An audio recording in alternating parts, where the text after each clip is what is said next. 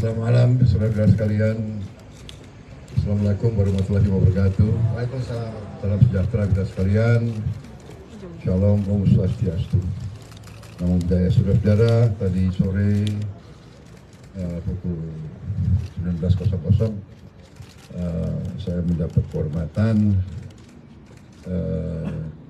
kunjungan dari saudara Budiman Sujatmiko bersama beberapa kawan-kawan. Tadi cukup lama berdiskusi.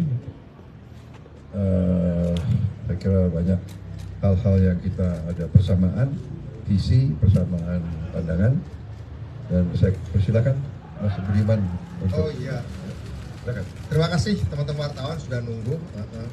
Saya ini baru pertama ke kantor Kertanegara ini. Terakhir saya bertemu Pak Prabowo di Menhan, dia di kantor Menhan. Waktu itu berbicara tentang teknologi pertahanan. Tapi kali ini saya memang bertemu beliau karena saya merasa bahwa bangsa ini butuh persatuan kaum nasionalis, butuh saling mendukung, butuh kebersamaan, karena Indonesia 2024 ke sana, Indonesia harus dijaga bareng. Saya mengapresiasi dan merasa bahwa Pak Prabowo itu mewakili satu cara pandang kepemimpinan politik yang cocok dengan saya dalam pengertian satu bangsa yang ingin bangkit di tengah turbulensi karena krisis global, karena perang itu biasanya butuh pemikiran dari dua tipe orang, satu intelijen, satu aktivis.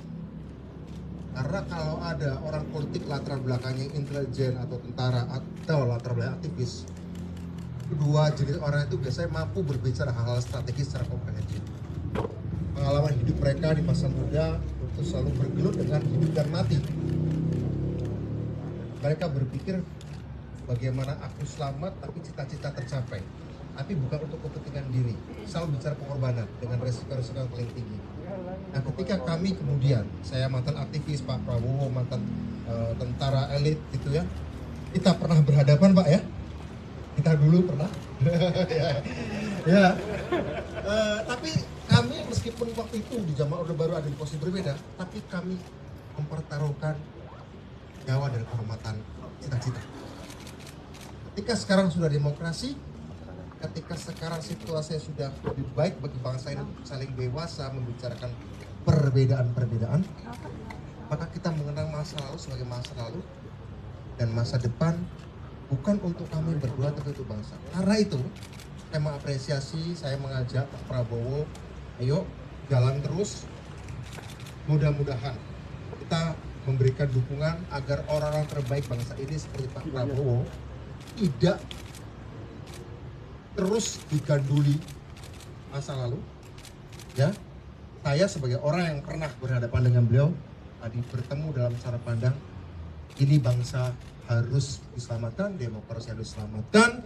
Kita menghadapi krisis perang, menghadapi krisis teknologi, krisis kesehatan, situasi dunia berubah, kapal Indonesia harus dikayuh oleh orang yang paham strategi, paham geopolitik, paham sejarah.